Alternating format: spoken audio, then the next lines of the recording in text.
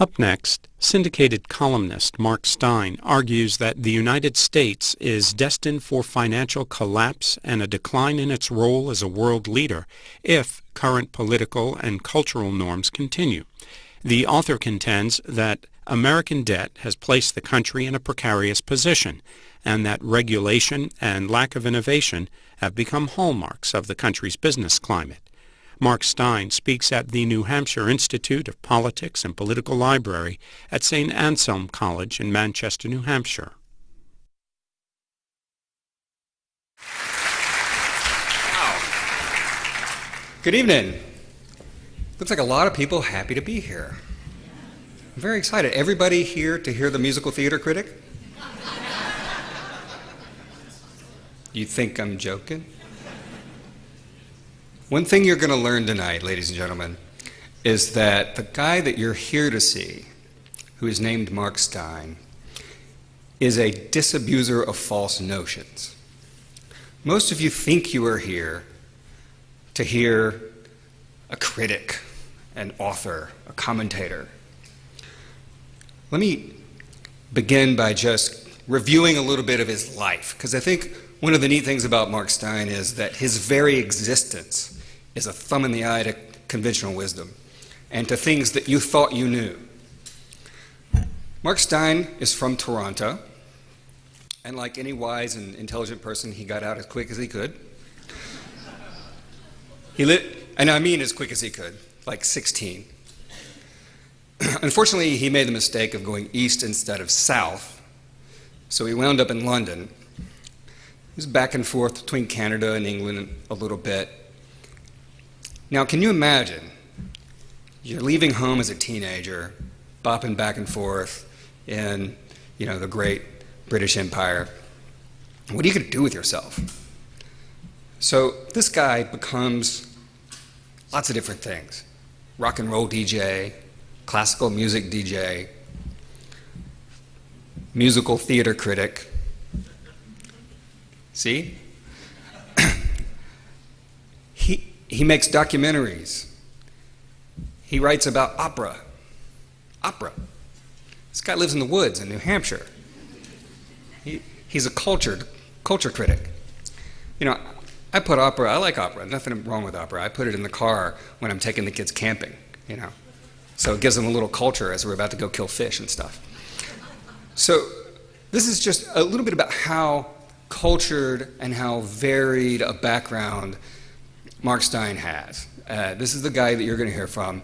Now, people will tell you, especially people who don't like Mark Steyn, say, hey, he's a conservative critic. That they just were dismissing by saying conservative critic, as if, that's something, that's something people shouldn't aspire to be, but as if that's belittling or demeaning, as if he just criticizes people. And that, I think, does Mark Steyn a great injustice. Sure, he's an author, best-selling author. By the way, those of you who are here holding copies of his latest book might be interested to know that it was just announced that it will debut at number 5 on the New York Times hardcover nonfiction list. Yeah. Pretty good for a conservative critic, huh? But Mark Steyn, once he bopped around and did his DJing and his theater criticism and his documentaries, somehow wound up being diverted into this life of what is, I think, dismissers will call a conservative critic or conservative commentator. They are also wrong. Again, his life, his work, proves them wrong. This guy's not a cultural critic or a conservative critic. He is, and I'm not exaggerating, a human rights activist.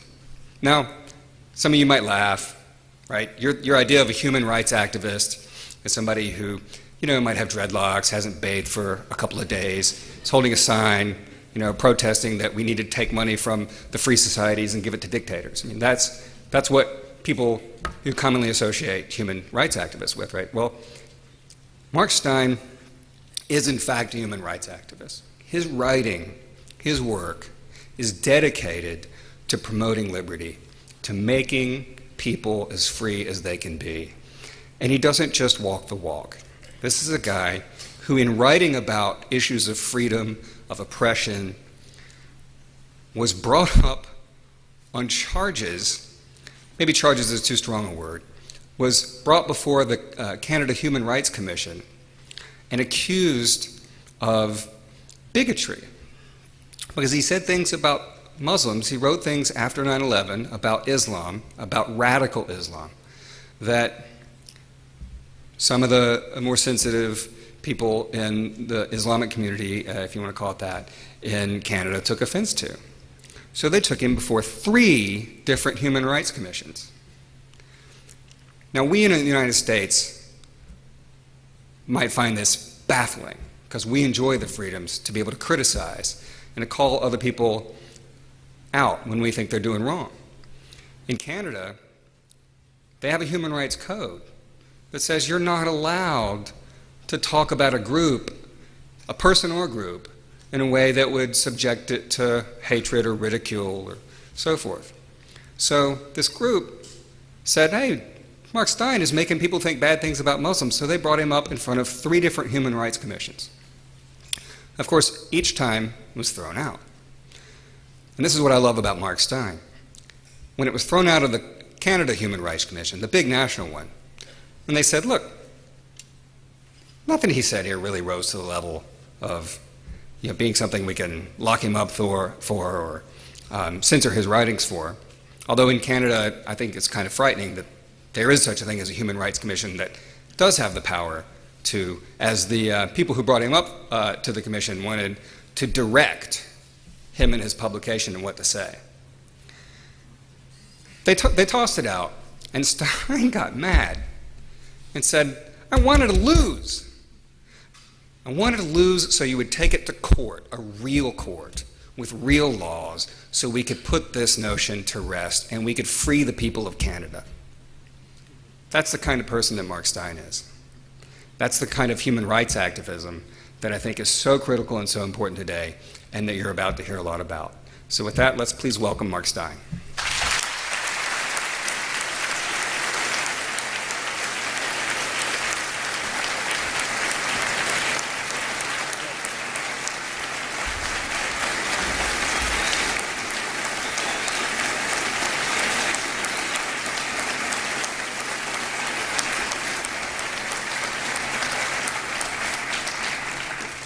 Thank you very much, Drew. It's wonderful to be here in,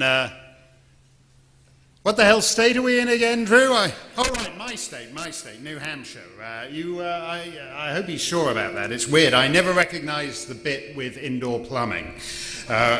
We were supposed to be getting that in my part of the state under the stimulus package, but it fell off the back of the truck somewhere up I-93, so we never did. He mentioned opera, Drew, in his introduction, and it's true, I used to introduce opera on the television a long time ago, and a neighbor of mine in up north who does sugaring, and the opera were coming. I notified him that the opera were making a rare appearance, some opera company, in Lebanon, New Hampshire. So he thinks, because he's like in the woods, he'd like to see what this opera thing is all about. And we get a couple of tickets, and he's on his way down there in his pickup truck with his wife, and he gets pulled over by the cop for speeding. And the guy asks for for license and registration. He opens the glove box, and 3 guns fall out. It's not in there. He pulls up the thing in the middle, and he pulls out another 5 or 6 guys. It's not license register. He says, I know it's around here somewhere. So he plows around the back seat, tossing, another 5 or 7 guns over on top of his wife. And eventually the cop gets bored and says, okay, forget it. Just bring it in to the police station in whatever it is, the next 7 days. By the way, where are you going in such a hurry? And he goes, to the opera. No, you laugh. It makes sense to pack heat at the opera. If you've ever been at a first night at La Scala in Milan, those arguments can get serious. I want to say something before we get going tonight. If you're from New Hampshire, and you listen to me very, very, very, very carefully, you may just hear a very, very faint trace of just a little smidgenet of a wee something in the accent that might lead you to believe that I'm not a Granite State native. I don't want you to worry about it. It's a malfunction in the sound system. We spent all afternoon trying to fix it. The engineers from St. Anselm's worked on it non-stop, but it's some kind of miswiring. We couldn't do anything about it. But if you go home and you catch this speech when it's shown on your television, you'll find that I've been digitally remastered back into my native North Country Yankee accent, so there's nothing to worry about. I just don't want to distress any of you tonight. I love this state. I discovered it by accident, and I thought it was beautiful, and I figured it would be nice to get a little ski condo for maybe a couple of ski weekends a year and perhaps a week's vacation in the winter months. Drew was asking how I wound up in New Hampshire just before we came out. So I thought it'd be nice, get a nice little ski condo. I walked into the realtors and walked out 20 minutes later with a 200-year-old farmhouse that needed about 200 years worth of work done on it. But I fell in love with the land, and I never stopped loving it. There's a spot I walk my dogs every morning that never ceases, even after all this time, to make my breath away. So I fell in love with the land, and then I fell in love with the system of government. I saw what Alexis de Tocqueville saw when he toured Jacksonian New England 2 centuries ago: self-reliant citizens governing themselves in their own townships. Tocqueville was smarter than me. He certainly would never have bought my house, believe me. He probably got the ski condo, fully serviced in Loon Mountain. He's there every February. On the Channel 9 ski report, when they talk about fresh powder, they're referring to his wig. Actually, that's a lot of sports bars you play. The Tocqueville shtick just dies, believe me. You know. So I came for the sweet land, and I stayed for the liberty, which kind of snuck up on me. And the liberty is a little imperiled, which is what I'm going to talk about this evening. My book is called After America, Get Ready for Armageddon. So we're a little ways from Little House on the Prairie type stuff in this book. I was going to say it's available at all good bookstores, but I see most of them have closed down. This very day, I believe Borders has gone out of business. Normally Borders only stocks my books way at the back, propping up the wonky leg at the table for Al Gore's DVD box set, An Inconvenient Truth, The Director's Cut. But this time round, Borders is so reluctant to carry the book at all, they've taken the precaution of going out of business. If you go to the big Borders, and today's the last day, I don't know whether they're keeping their 10 o'clock closing hour, but they might have decided to close. But if you go to the big Borders up in Concord, for the first time ever, my book's in the front window, because even the looters didn't want it. When you're launching a book, you always want a bit of a publicity boost, something in the news cycle that gives you a lift. And a lot of my book's about fiscal collapse. And so 2 days before the official release date, S&P downgrade America from its AAA status for the first time in history. You know, if you're an author, you can't buy publicity like that. I mean, you can if you've got $15 trillion and you're willing to toss it down the great sucking sinkhole of the Federal Treasury, but other than that, it gets pretty expensive. And then in part of the book, I compare Britain's decline with what America might be in for. That's chapter 5. It's called The New Britannia, the Depraved City. And 2 days before my book was published in the United Kingdom, the baying mob of British welfare deadbeats decided to reenact chapter 5 of my book on the streets of London by burning half the city to the ground. Again, you can't buy publicity like that. Drew mentioned I used to be a musical theatre critic. This was like chapter 5, the musical. If you've ever been to a musical where the cast burned down the set and then lobbed concrete into the orchestra pit. It was fantastic. Can't buy publicity like that. But the news cycle moves on, and by the end of the week, everyone was all agog about the Iowa straw poll of presidential candidates, and Congresswoman Michelle Bachmann is going up and down the state, Indianola, Waterloo, quoting my book at every stop in Iowa, and she wins the Iowa straw poll, and then she quotes my book on Meet the Press. So between the downgrade and the London riots and Michelle Bachmann, I had a pretty great opening week publicity-wise. If you've read the penultimate chapter with its big nuclear finale, you might want to be out of town when we do the publicity tie-in for that.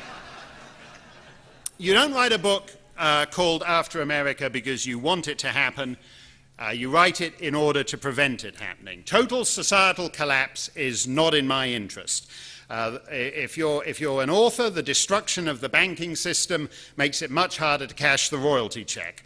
So I want to prevent the dawn of the post-American world, and I hope you do too. If you're in favor of the post-American world, if you're a tenured lefty professor at an American college campus, I don't think you'll enjoy it as much as you think you will. I'm often asked by fellow conservatives why I'm being such an hysterical old queen about the whole business, because if you recall President Obama's now forgotten debt commission, I don't know whether you remember them, all very bipartisan and blue ribbon. Just a few months ago, they produced a report melodramatically emblazoned The Moment of Truth. And after that dramatic title, they proposed such convulsive course corrections as raising the age of Social Security eligibility to raising the age of Social Security eligibility to 69 by the year 2075.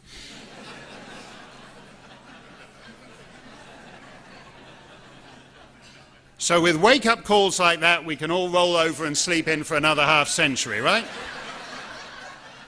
But some of us have been here before. We foreigners know the smell of decay. We've lived it, and when we get the whiff of it in our nostrils in America today, that's a very worrying sign. We have an advantage over you natives. We're the canaries in the coal mine. We know what that smell means. Let me quote another foreigner who spends part of the year over the border in Massachusetts. Last year, Niall Ferguson, professor at Oxford and Harvard, joined such eminent thinkers at the Aspen Ideas Festival as Barbara Streisand and James Brolin. And Professor Ferguson told Barbara Streisand, quote, "Having grown up in a declining empire, I do not recommend it. It's just not a lot of fun, actually, decline," unquote. And he's right.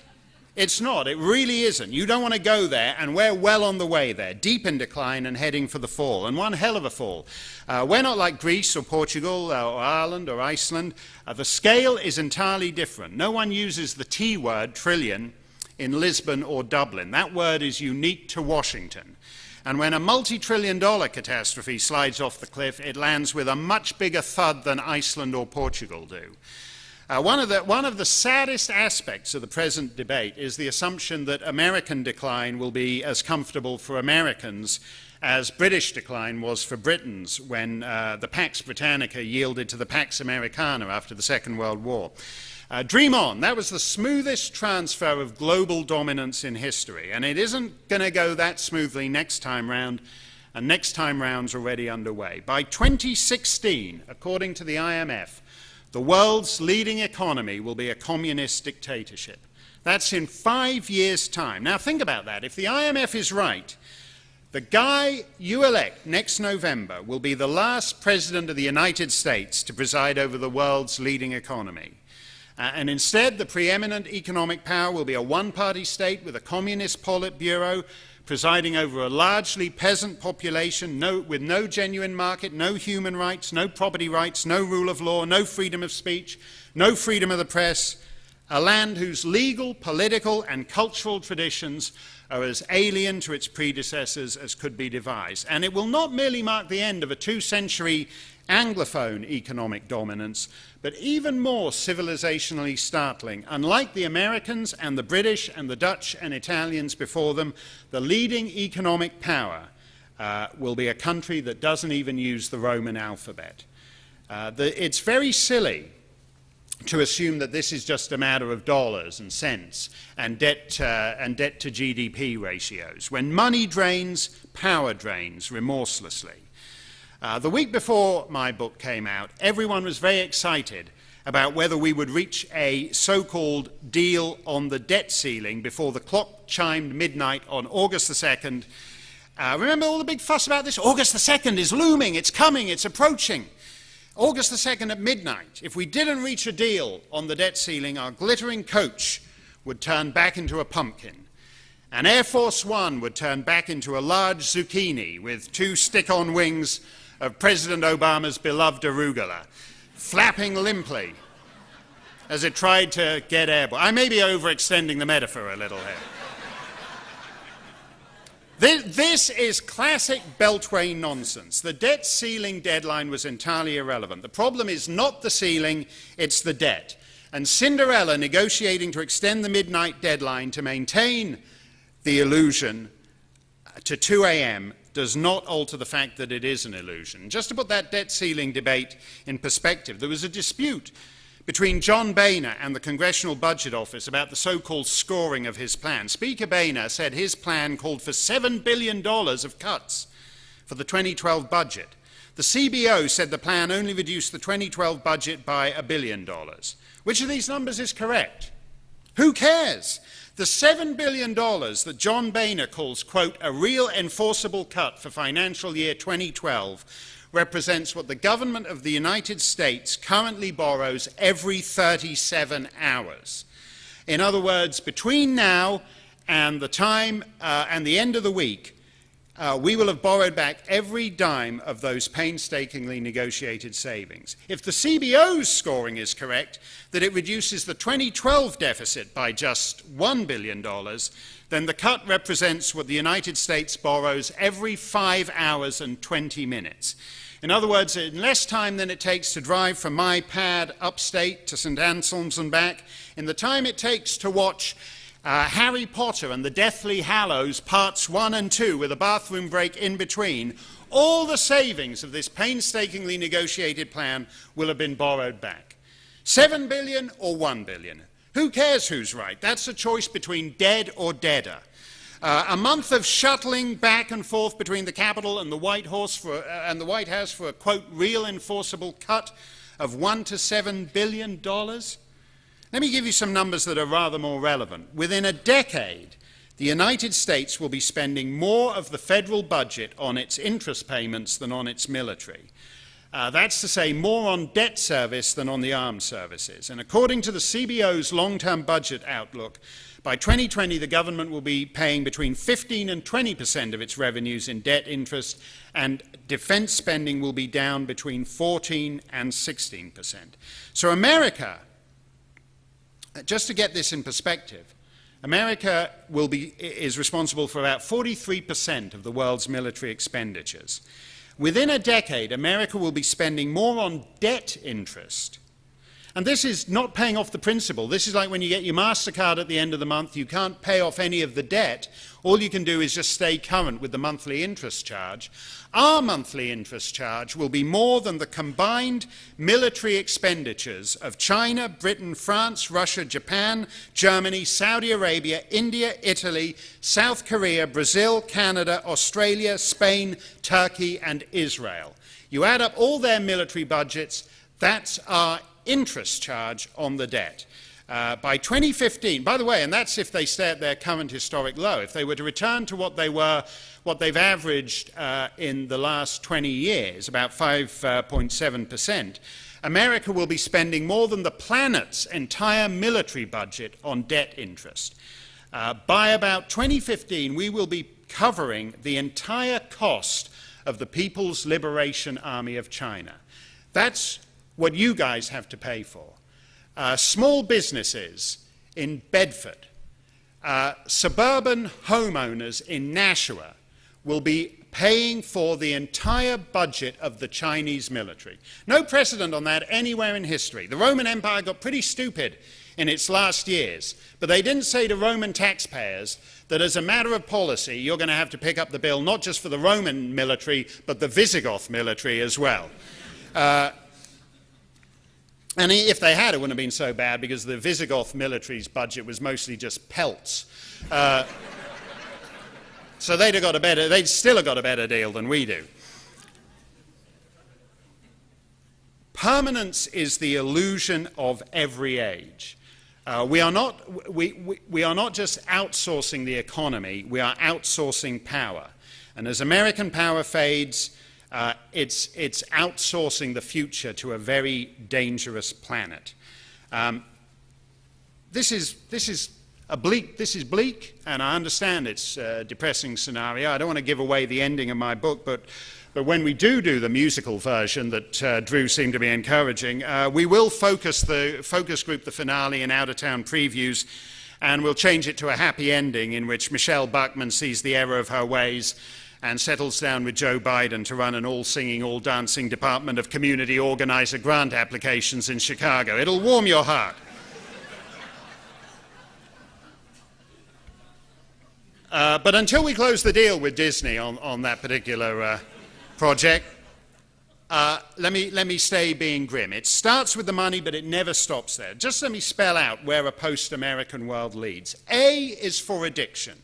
We spend too much. It's not a revenue issue, it's a spending issue. The United States joined the rest of a cosseted Western world in voting itself a lifestyle it was not willing to pay for, and indeed can never pay for. Because when you spend $4 trillion, but you only take in $2 trillion, which is the federal government model, you can never close that gap with revenue. When government spends on the scale Washington's got used to, it's not a spending crisis, it's a moral one. There's nothing virtuous about caring, compassionate progressives demonstrating how caring and compassionate and progressive they are by spending money yet to be earned by generations yet to be born. We are looting the future to bribe the present. Indeed, we have looted the future to such an extent it's no longer clear we have one. And that's what so-called fiscal conservatives often miss. It's not a green eyeshade issue. Increasing dependency, disincentivizing self-reliance, absolving the citizenry from responsibility for their actions, the multi-trillion-dollar debt catastrophe is not the problem, but merely the symptom. And this is where I disagree with Mitch Daniels and some others. It's not about balancing the books. It's about rebalancing the very structures of society. R is for redistribution. Leftists often talk about redistribution of wealth. When you're redistributing from the future to the present, you are redistributing wealth that has not yet been created, wealth that does not exist. Meanwhile, day by day in this republic, we see an unprecedented transfer of resources from the productive class to the obstructive class, to government, to regulators, to bureaucracies. So if much of this wealth does not yet exist, what exactly are we redistributing? We're redistributing liberty. We're delivering a self-governing republic into rule by regulators, bureaucrats, and social engineers. Just this week, the formerly Golden State of California, a broke jurisdiction whose rapacious government and dependency class are driving what's left of the productive class to flee its borders. Just this last week, the state announced that its burning priority is that it needs to regulate bed sheets in motels and hotels. It will be illegal under the California sheet regime for motels and hotels to put non-fitted sheets on their beds.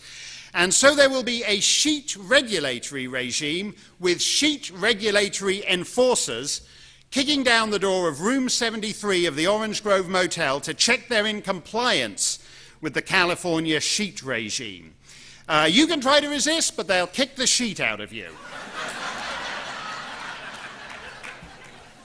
There is an apocryphal Orwell quotation to describe the way pacifists, even pacifists, assume the soldiery are there to defend the realm. Quote, "People sleep peaceably in their beds at night only because rough men stand ready to do violence on their behalf," unquote.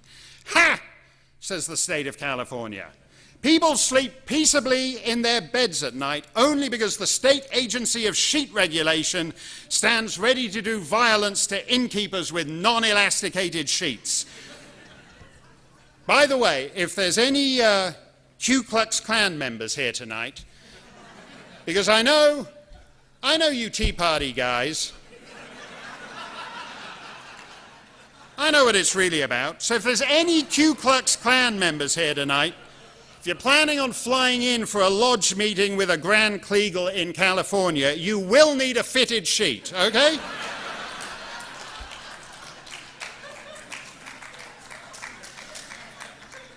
When Canada decriminalized homosexuality, Pierre Trudeau said the state has no place in the bedrooms of the nation. But California says, oh yes we do, if you're consummating your same-sex marriage on a non-compliant sheet. And so it goes. I was talking to an undocumented immigrant from Tijuana, and he says that California is already a byword for sheet government. These are not trivial things. They represent the remorseless redistribution of liberty. 7-year-old Julie Murphy was selling lemonade in Portland, Oregon, when 2 officers demanded to see her temporary restaurant license, which would have cost her $120. When she failed to produce it, these officers threatened her with a $500 fine. She's a 7-year-old girl. They also made her cry.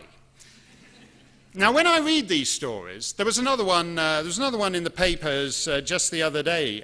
U.S. Fish and Wildlife, an 11-year-old girl in Virginia, Shyla Capo, had rescued a woodpecker from the clutches of a cat, spent a few days nursing it back to health before releasing it.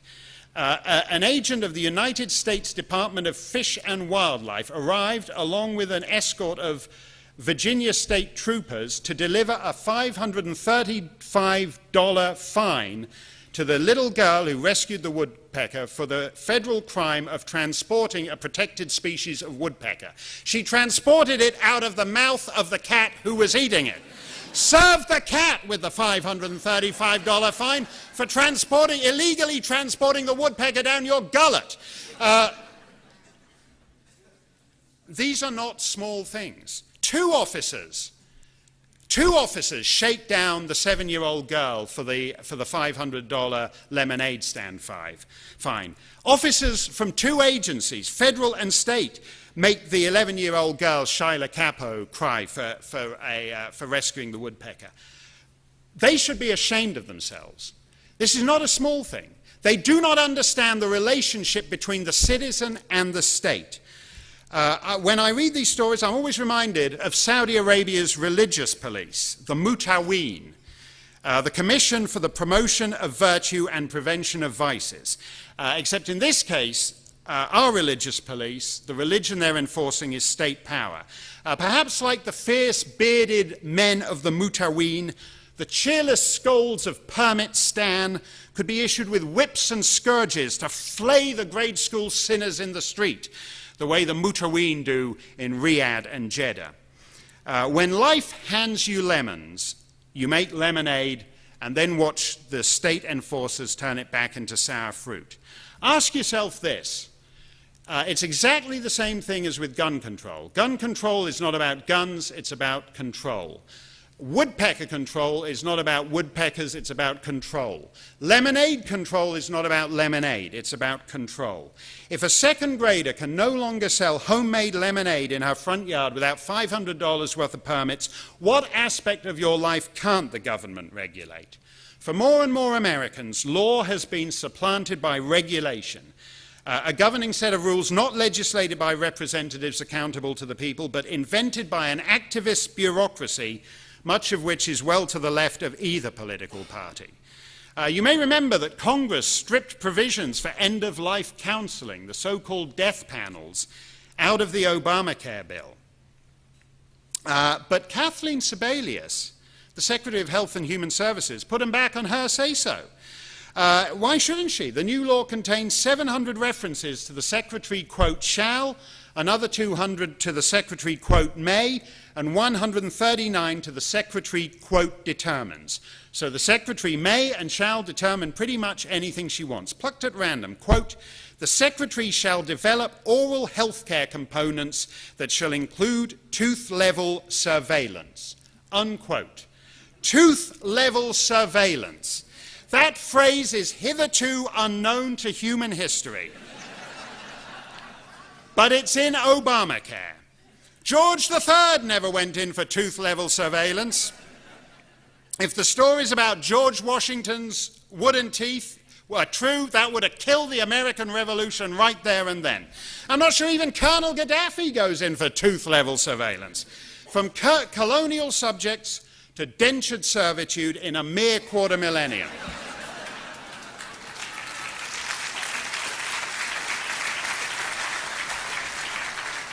M is for monopoly. M is for monopoly. I mentioned a moment ago that the Aspen Ideas Festival has great thinkers like Barbra Streisand.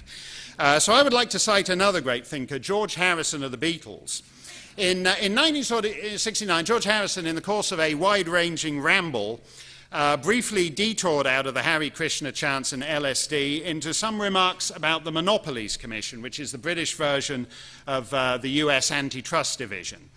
And he goes, this is the thing I don't like. It's the Monopolies Commission. Now, if anybody, Kodak or somebody is cleaning up the market with film, the Monopolies Commission, the government send them in there and say, you're not allowed to monopolize. Yet when the government's monopolizing, who's going to send in the Monopolies Commission to sort that one out? That is one of the most brilliant observations on government that has ever been made. There was an old joke in Britain at the time. Why is there only one Monopolies Commission? It is, in fact, an incisive observation on the nature of government. We wouldn't like it if there was only one automobile company or only one breakfast cereal, but by definition, there can only be one government. Which is why when, in George's words, when the government's monopolizing, it should do so only in very limited areas. And that's particularly true for national governments when the nation they govern has more than 300 million people dispersed over a continent. But I think it gets worse than that, because it's not just a monopoly of power. Right now, we have rule by a monopoly of ideas, which is the most dangerous monopoly of all. In fact, a kind of monopoly of grey matter, as it were. Take, for example, our so-called meritocracy. We're ruled by, effectively, not technocrats, not a meritocracy, but a cartel of conformicrats who impose essentially a sterile monopoly of outmoded ideas. You may remember the day after President Obama's election, Michael Beschloss hailed him as, quote, probably the smartest guy ever to become president, unquote. Why would you say such a thing? I mean, other than an impressive talent for self-promotion, what has he ever done? Even as a legendary thinker, what original thought has he ever expressed in his entire life? And yet he's, quote, probably the smartest guy ever to become president, says Michael Beschloss, and he's a presidential historian. So he should know because he's a smart guy too. And lending a hand, another smart guy, David Brooks, the House conservative at the New York Times, hailed the incoming administration as a collection of super smart eggheads credentialed to their hilt. Quote, if a foreign enemy attacks the United States during the Harvard-Yale game any time over the next 4 years, we're screwed, unquote. He was right. Over a quarter of Obama's political appointees had ties to Harvard. Over 90% had advanced degrees, and yet we're screwed anyway. How did that happen? What kind of super smart guys all think the same thing? We are governed by conformicrats who live in a self-reinforcing bubble. We have a ruling class that thinks alike and cannot conceive that anyone other than a racist, a terrorist, or a mentally ill lunatic like my sometime colleague at Fox News, poor Juan Williams, when he got fired from NPR for accidentally wandering off the reservation for 30 seconds. They did what they do in the Soviet Union. They say, we're just going to send you to the sanatorium, lie down here, let the men in white coats strap you up, you'll soon be feeling much better, Juan. The New York Times ostentatiously recruits its staff by sending its editors to hire people at the African American Journalists Convention, the Women Journalists Convention, the Hispanic Journalists Convention, the Gay, Lesbian, Bisexual and Transgender Journalists Convention. It recruits on the basis of diversity of race, diversity of gender, diversity of orientation, every diversity except the only one that matters, diversity of ideas. And if anyone could use some new ideas right now, it's America's wretched elite ruling class.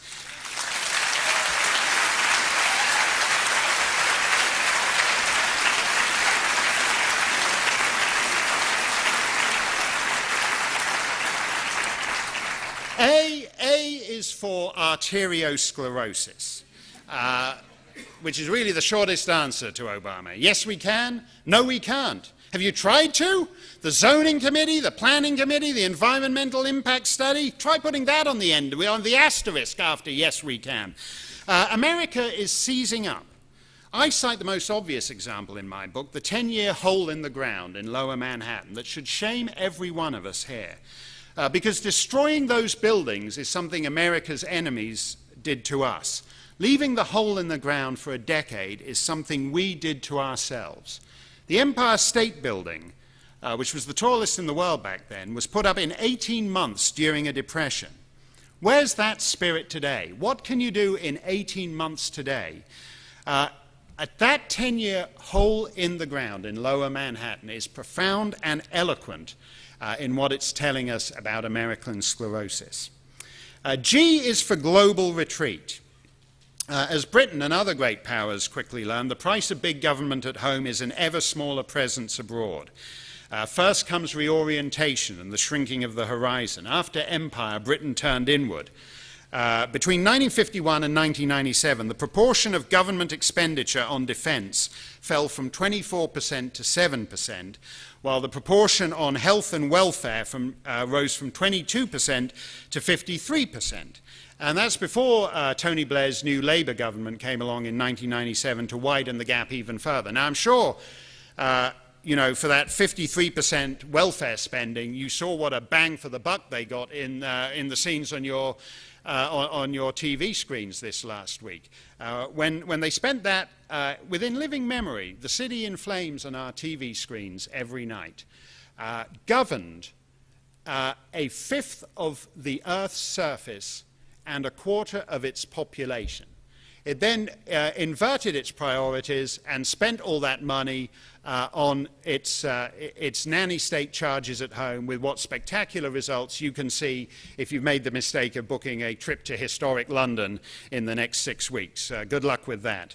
That is the same trajectory every great power embarks upon in retreat, because you can have Euro-sized entitlements at home or a global reach abroad, but not both. And you can see it already in our silly little pseudo-war in Libya. I don't know how many of you remember the Libya war. It was in all the papers for about 48 hours. It's still going on out there, apparently, and then it fell off the radar screen. I believe it's in the Guinness Book of Records for the world's fastest quagmire, so there is that to be said for it. The president spent the first month of the war telling the American people, oh, you don't need to worry, we're not running this show, we're just along for the ride, we don't go to the meetings, the point of the war is on a need-to-know basis, and we don't need to know, it's not a war, it's a kinetic scope limited action. And they eventually announced, so reluctant were they to have anything to do with the kinetic scope limited action, that they eventually announced that the new Supreme Allied Commander of Kinetic Scope Limited Action was General Bouchard, a Canadian general. I'm a Canadian. I didn't even know we still had generals. But I said on Fox News that week that as much as I like the idea of Canadian military commanders randomly invading Muslim nations, I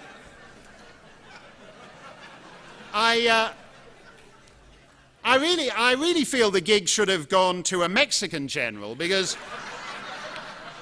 after all, President Obama had pretty much spent the previous month insisting that this is a job Americans won't do, so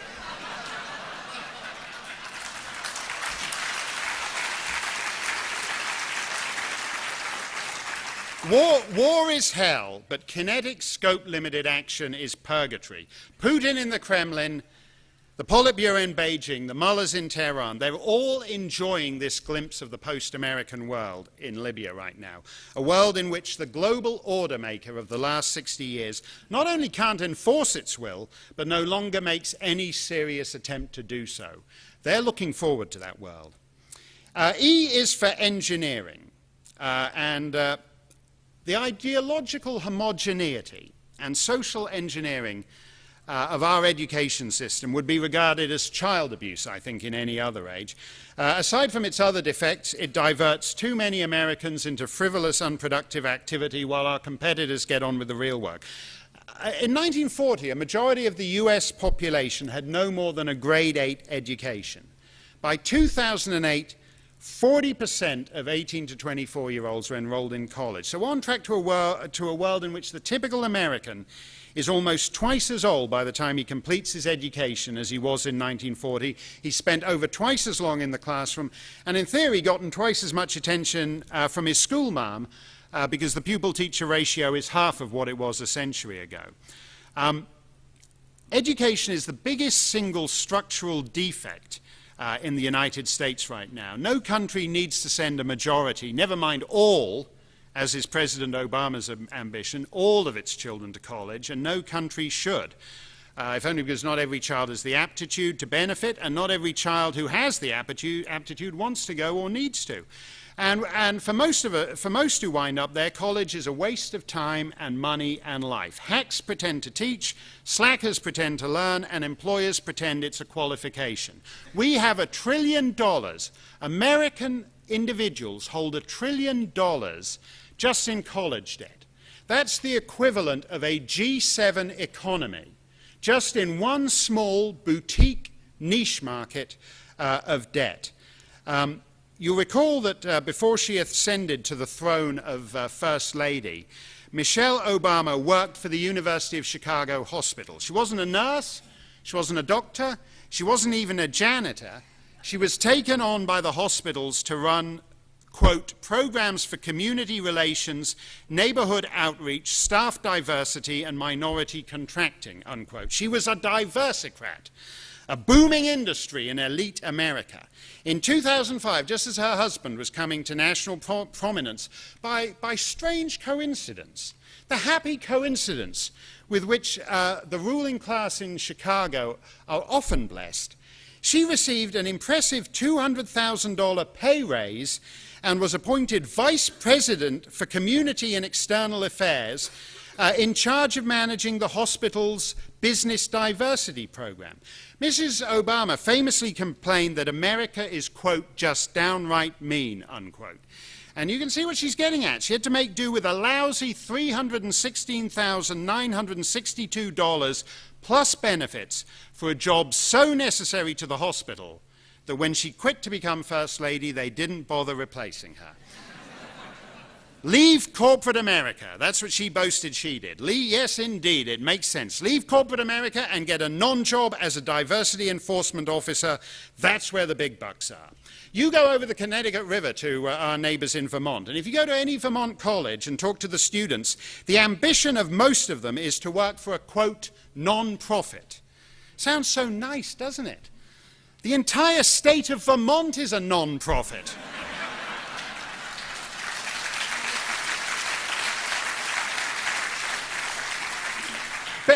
Ben and Jerry's used to make a ton of money selling ice cream, and then they became a non-profit. And it worked out so well, they were bought by the Anglo-Dutch multinational, Unilever. I can't remember when. Ben approved the deal, and Jerry didn't like it, or Jerry liked the deal, and Ben didn't like it. But the one who did like it said we're a wholly independent subsidiary. It's of Unilever. It's Uniben or Jerry Lever or something like that. And the other guy just gets on with all the non-profit stuff now. So the entire state of Vermont is a non-profit. So's America, actually, because when you're $15 trillion in the hole, you're the all-time champion non-profit of non-profits. President Obama now wants the rest of America to follow in his and Michelle's footsteps. This is the diversion of too much human capital into wasteful and self-indulgent activity. They don't do it in China, they don't do it in India, and eventually those differences will tell. which is my next letter. D is for decay, because that formula, the governmentalization of more and more of our people, is a recipe for disaster. Mired in dependency and decline, much of the United States will be on a fast track to Latin America, where there's a privileged, corrupt elite presiding over a vast swamp of poverty. And that leads to the next stage. D is for disintegration. We're becoming the highly singular United State of America. No advanced society has ever tried hyper-regulatory direct rule for 350 million people. Will it work? Or is it more likely that increasingly incompatible jurisdictions and social groups will conclude that the price for keeping 50 stars in the flag is too high? A post-prosperity America is going to fracture. I don't just mean on ethnic lines, where you'll have millions of poor white Americans and black Americans on the one hand, and millions of poor illegal Americans on the other, and there's no jobs for either. And nor do I just mean cultural tensions. It's not clear to me that when this country is no longer the world's leading power, that the mullahs of Dearborn, what they call Michiganistan, will want to stay in the same polity as the gambling gays of Fire Island. They might decide, each might decide they're better off going it alone. But it's something more basic. If you take a retired federal bureaucrat in her early 50s, retired on fantastic, unsustainable pension benefits and health benefits, and enjoying the early years of what is in effect a 30-year holiday weekend. She lives at 26 Elm Street. The guy at 24 Elm Street went to exactly the same school as her, but he doesn't get the 30-year holiday weekend. He's got to go to work at his hardware store every day until he drops dead to fund the lavish retirement benefits of his neighbor, and a retirement that he will never know. Those two people cannot coexist in the same street any more than they can in Athens or in London. Another chasm, young versus old. What's left of American youth will be taxed to the hilt to pay for the retirement and medical care of a baby boom generation who enjoyed a life of American prosperity that their kids will never know. Look at the flash mobs. Look at the gleeful rampage at the Wisconsin State Fair, and ask yourself whether there'll be more or less of that in a post-prosperity America. O is for open season. I said earlier, if you find it hard to imagine a world without America, that the Russians, the Chinese, and the mullahs don't, and they're making plans for it. For 60 years, the American security umbrella has absolved the wealthiest nations on the planet from paying for their own defense, and they've gotten used to it. The United States Army lives in Germany. If you like the German welfare system, as many Americans do, good for you, because you're paying for it, because you freed up the German military budget so they could beat their swords into welfare checks. Now we've decided we'd like to live like the Swedes and the Belgians, but without a sugar daddy to take care of us as we took care of Europe. We live on a planet in which North Korea is assisting the Iranians with their delivery systems, and the Iranians are promising to share their nukes with Sudan. North Korea has an undetectable GDP. It doesn't just have a low GDP, it has a GDP that is not statistically measurable when you compare it with Gabon. There is no GDP. All they export are nuclear technology and knockoff Viagra. You cannot measure North Korea's GDP, but it's a nuclear power. We face the prospect of a world in which the wealthiest societies in history, from Norway to New Zealand, are incapable of defending their borders, while third world basket cases go nuclear. How long do you think that arrangement is going to last? And on that kind of planet, it's not hard to figure out what comes next. N is for nukes away. So I've just spelt out letter by letter the thesis of my book. A is for addiction, R is for redistribution, M is for monopoly, A is for arteriosclerosis, G is for global retreat, E is for educational social engineering, D is for decay, D is for disintegration, O is for open season, N is for nukes away. Put them all together, they spell. Yes, ARMAGEDDON.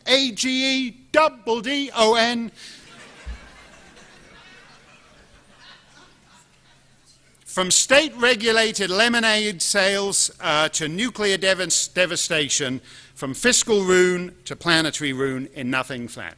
If you don't want that to happen, you need to get serious, and you need to demand your candidates get serious. It's not about putting John Kerry on a congressional supercommittee to report back about raising the age of Medicare eligibility from 65 to 67 in the year 2050. There isn't going to be a 2050 if that's the best John Kerry can do.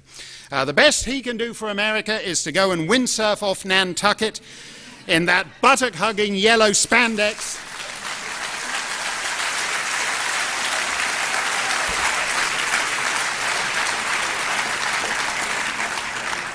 Boy, that got a bigger chair than the Tocqueville shtick. You don't be cruel to John Kerry. He thinks that buttock-hugging yellow spandex does wonders for his figure. I think he should windsurf off Nantucket till 2050. He's doing the least damage out there. Let's not let him make landfall till 2050, and we might just get out of this thing. Those of us on the receiving end of John Kerry's genius need to understand that it's not about mid-century, it's about mid-decade, it's about right now. The United States is still different. You know this. In the wake of the economic meltdown, the decadent youth of France rioted over the most modest of proposals to increase the retirement age. Elderly students in Britain attacked the heir to the throne's car over footling attempts to constrain bloated, wasteful and pointless university costs. Everywhere from Iceland to Bulgaria, angry mobs besieged their parliaments demanding the same thing. Why didn't you, the government, do more for me? America was the only nation in the developed world where millions of people took to the streets to tell the state, I can do just fine if you control freak statists would shove your non-stimulating stimulus, your jobless jobs bill, and your multi-trillion-dollar porkathons and just stay the hell out of my life and out of my pocket. That's the...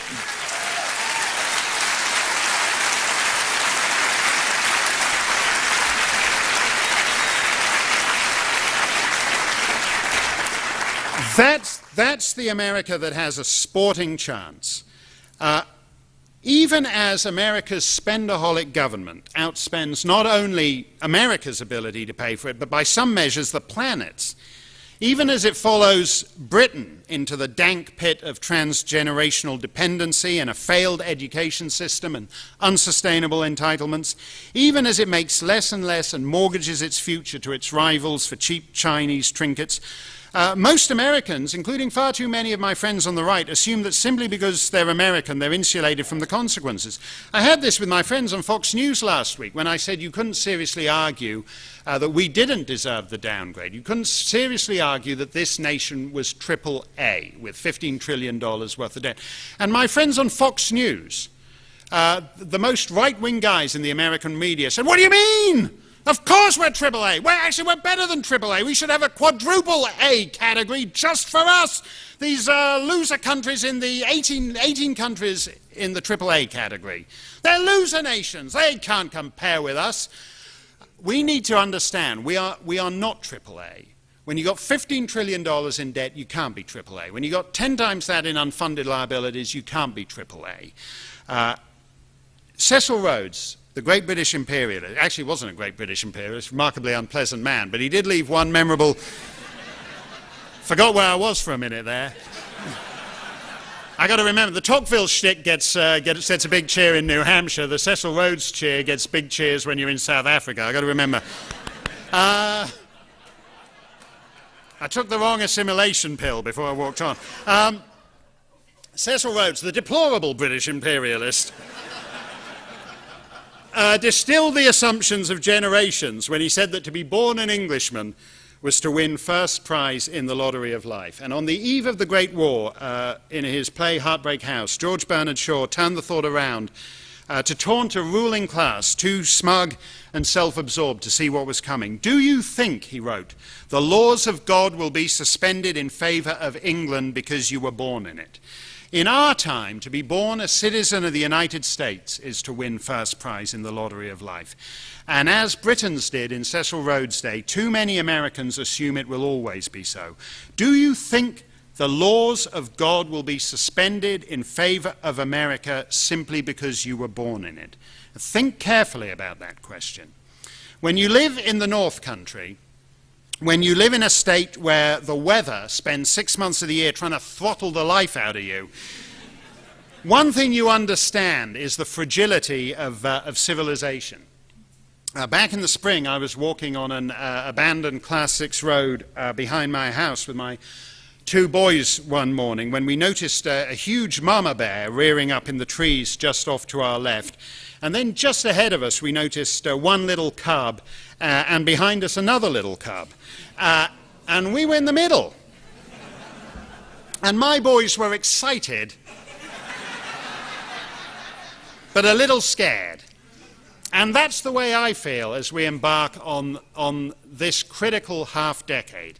I feel excited, but a little scared. And I wonder if our society still has the survival instinct of that mother bear protecting her cubs. If you disagree, don't wait for a Messiah to descend from the heavens on a Tuesday morning in November. We tried that in 2008.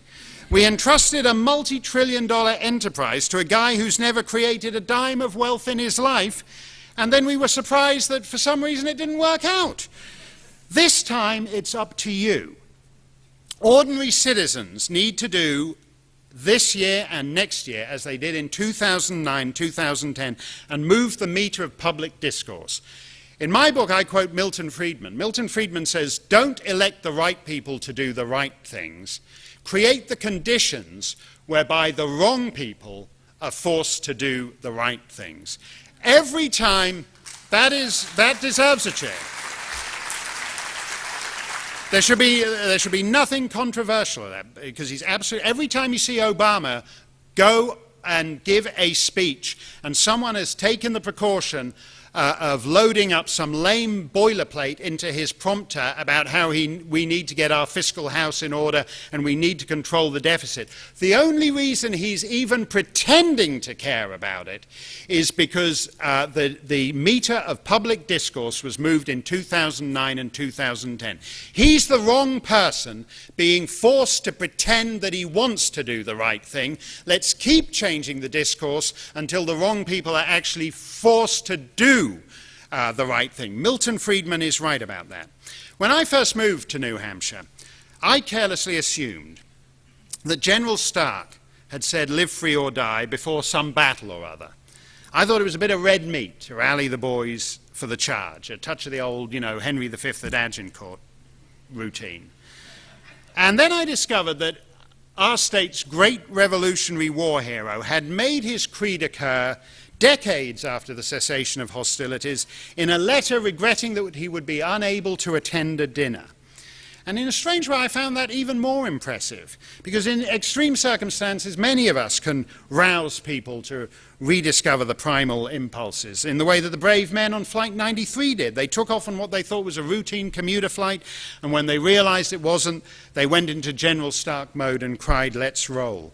But it's harder to maintain that live free or die spirit when you're facing not an immediate crisis, but just a slow, unceasing ratchet effect, which is, in stable societies, unthreatened by revolution or war within their borders, always the way liberty falls, traded away to the state incrementally, painlessly, all but imperceptibly. Live free or die sounds like a battle cry. We'll win this thing or we'll die trying. Die an honorable death, but in fact, it's a prosaic statement of the obvious, of the reality of our lives in the prosperous West. You can live as free men, but if you choose not to, your society will surely die. Live free or die, it's New Hampshire's choice, it's America's choice, so make the right call, because the fate of our world depends upon it. Thank you very much indeed.